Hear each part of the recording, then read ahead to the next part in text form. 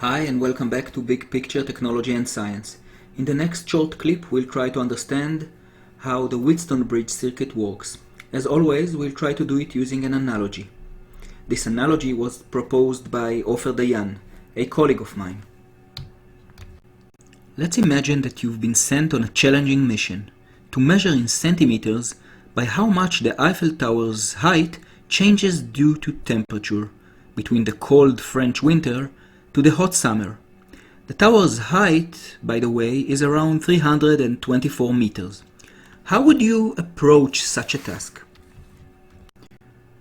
One approach could be taking a measuring tape and using it to measure the full height of the tower from ground to the highest point, and repeating this measurement procedure both in the winter and the summer, something like what I sketched here in red.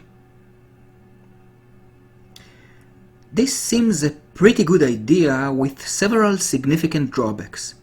You need a very long measuring tape, a tape that maintains a high accuracy throughout its length, and besides that, the job would be hard and prone to mistakes.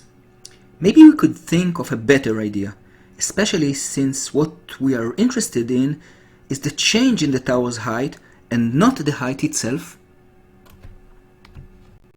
Okay. So how about building scaffolding as high as the tower and measuring the changes in the tower's height from this new structure, something like my sketch here in blue. Our job would be much easier now, and we'd be able to perform it much more accurately. You must admit this idea makes sense, right? By now you're probably asking yourselves, what does this have to do with the Wheatstone bridge, right? Give it a few more seconds and you'll understand. Let's look at some simple sensing circuits that we've been building in the last few lessons. We would usually have a sensor which resistance changes in an analogous way to some physical quantity. We would typically measure the voltage drop over the sensor in order to calculate its resistance. Looking at the example that's in front of us, our sensor changes its resistance according to the outside temperature. Its resistance range is between 4.9 and 5.1 kiloohms. And we want to measure the voltage drop over the sensor in order to find its resistance and calculate the temperature. What we would usually do is measure the voltage drop over the sensor as indicated in red. But can we think of a better and more accurate way to do it? So you might have already guessed, just like building scaffolding next to the tower, we can create a reference point next to our sensor, something like this. The bottom resistor in this new branch will be of 5 kiloohms, and we'll be able to measure the voltage difference between this resistor and our sensor, and this way get an accurate measurement of the sensor's resistance change. Let's summarize while looking at the whole picture. Measuring the voltage drop over the sensor as depicted in red is like measuring the tower's height from the ground.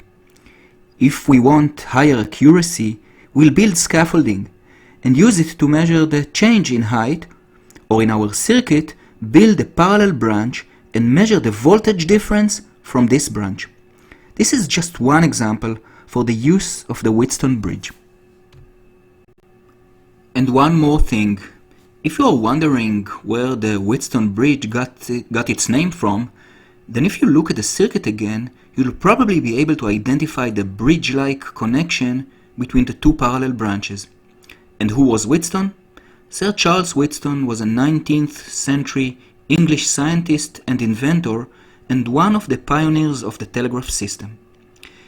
You can learn more about Wheatstone in my electricity introduction videos.